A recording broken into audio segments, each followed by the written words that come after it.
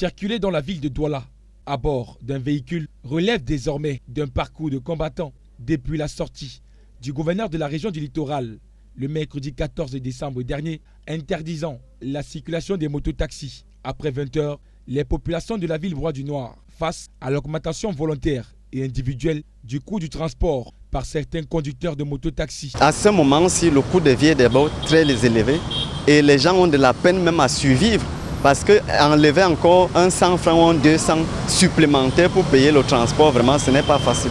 Moi, je trouve que c'est de l'arnaque parce que ces gens, vraiment, ils exagèrent. De l'autre côté, pour ces conducteurs de mototaxi, la situation actuelle peut se justifier par le désir pour ces derniers de rattraper en journée ce qui est désormais perdu d'avance le soir. Il y a les gars qui travaillent seulement la moto de nuit, qui sortent chez eux à 17h pour arrêter à minuit. Donc tous ces gars-là maintenant sont rentrés en journée. Ça maintenant qu'il y a maintenant plus de motos en journée, maintenant chacun augmente son prix. Donc chacun est maintenant libre de demander son prix n'importe comment. Certains usagers de la route ne trouvent aucun inconvénient à la situation. Pour eux, la sécurité de chacun ne saurait avoir un prix. Je ne peux pas rester sur place parce que je vais attendre les autres motos alors qu'il n'y a pas de moto là. Et si maintenant quelque chose m'arrive, j'aurais perdu la vie. Alors que je pourrais peut-être sortir 500 pour peut-être donner à la moto pour qu'il me laisse à quoi.